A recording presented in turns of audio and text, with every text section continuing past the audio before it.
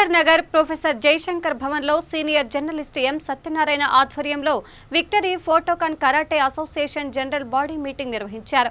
ఈ కార్యక్రమంలో ముఖ్య అతిథులుగా Telangana tourism corporation chairman Uppal Srinivas Gupta, BJP Rangareddy జిల్లా spokesperson Kandikanti Kannagoud, Khammam sub register Ashok Kumar, victory Shotokan karate club president Mekala Satyanarayana తదితరులు పాల్గొన్నారు। ఈ సందర్భంగా ఉప్పల శ్రీనివాస్ గుప్తా, కన్నాగౌడ్ మాట్లాడుతూ కరాటేలో ఉత్తీర్ణులైన వారికి యాక్సిడెంటల్ పాలసీ ద్వారా 5 లక్షల రూపాయల మంజూరు చేసే పాలసీ తీసుకురావడం గొప్ప విషయమని కొనియాడారు। ప్రతి ఒక్కరూ మహిళలకు సెల్ఫ్ ప్రొటెక్షన్ కోసం కరాటే నేర్పించాలని కోరారు।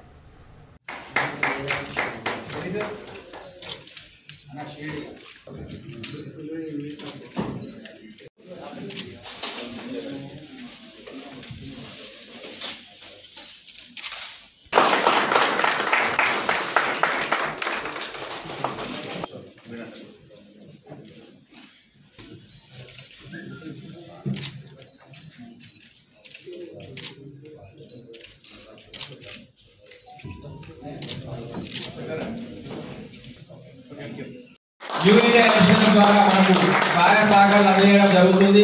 వారికి కూడా ఈ సభాముఖంగా హృదయపూర్వకంగా ధన్యవాదాలు తెలియజేసుకుంటూ, ముందుగా మన ఆర్ట్ గురించి, మన విక్టరీ సంస్థ ప్రస్థానం గురించి మన మల్లికార్జున అన్న గారిని మాట్లాడవలసిందిగా కోరుతున్నాం। ద్వారా మనకు సహాయ సహకారాలు అందజేయడం జరుగుతుంది।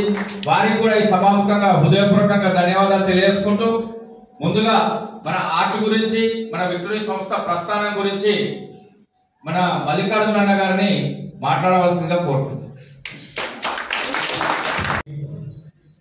ఈనాటి కార్యక్రమం జనరల్ బాడీ మీటింగ్ కి విచ్చేసిన ముఖ్య అతిథులు పెద్దలు శ్రీనివాస్ గుప్తా గారికి, అదేవిధంగా రాపోలు సుధాకర్ అన్న గారికి, అదేవిధంగా ఒకనాటి కరాటే నేర్చుకొని ఈరోజు రాజకీయ రంగంలో ప్రజలకు సేవ అందిస్తున్న బీజేపీ అధికార ప్రతినిధి కన్నగౌడ్ గారిని, అదేవిధంగా victory Shotokan karate association of India chief adviser Shivakumar అన్న గారిని, విక్టరీ షోటోకాన్ చైర్మన్ సదాశివన్న గారికి, విక్టరీ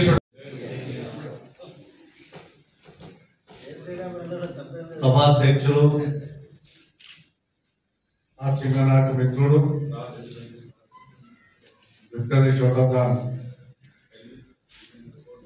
అధ్యక్షుడు సత్యనారాయణ గారికి, ఫౌండర్ మల్లికార్జున గారికి, వేదికను అలంకరించిన పెద్దలు, తెలంగాణ టూరిజం బోర్డు చైర్మన్ అయిన మన ఉప్పల శ్రీనివాస్ అన్న గారికి,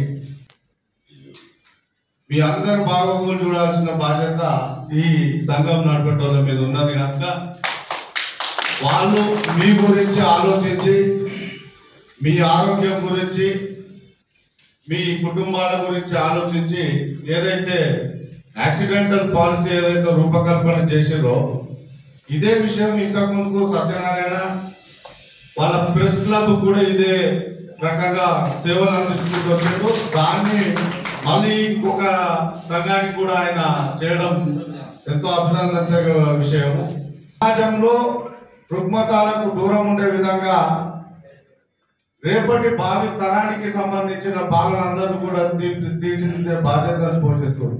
పాఠశాలలో విద్యాభ్యాసాన్ని ఎట్లయితే ఉపాధ్యాయులు బోధిస్తున్నారో, అదే ఉపాధ్యాయ స్థానంలో మీరుండి మీ వాళ్ళ శరీరం మీద శ్రద్ధతో వాళ్ళకు రేపు పొద్దున ఏదైనా